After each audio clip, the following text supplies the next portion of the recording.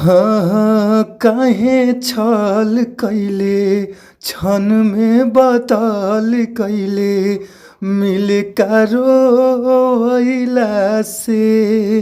काहे छल कैले क्षण में बताल कैले मिले रोइला से।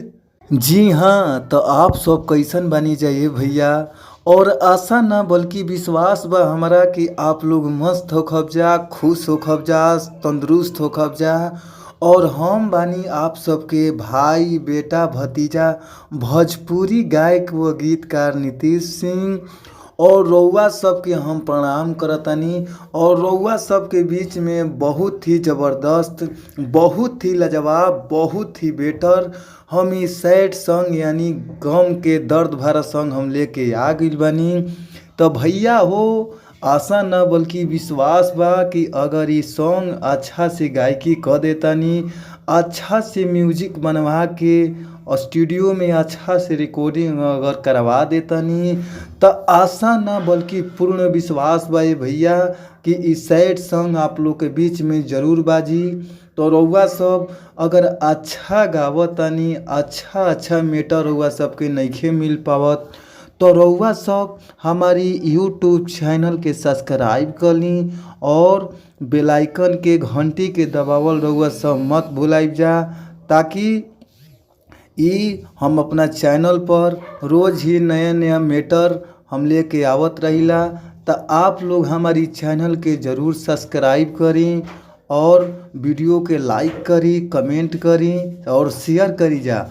और आई जा रउआ सबके बीच में हम मुखड़ा सुनावतानी, आप लोग प्यार से सुनी जा, गौर से सुनी जा, दिलदार से सुनी जा। आई जा मुखड़ा के कहे के भाव का बाटे, सुनी जा। हरे मरतानी जिया तानी रोजे रोजे, अरे जान तोहरा गइला से।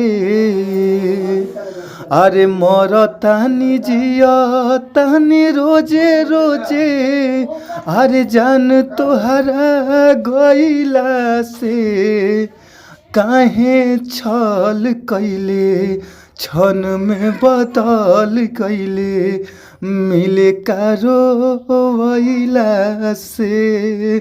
काहे छल कैले क्षण में बदल कैले मिले रोइला से। तो अगर ये सॉन्ग रउआ सबके अच्छा लगता, मस्त लगता, खूबसूरत लगता, तो आप लोग स्क्रीन पर ही हमार नंबर बाटे, नंबर पर संपर्क करी जा, कॉल करी जा और नंबर हमार कंटेंट लिख ली जा।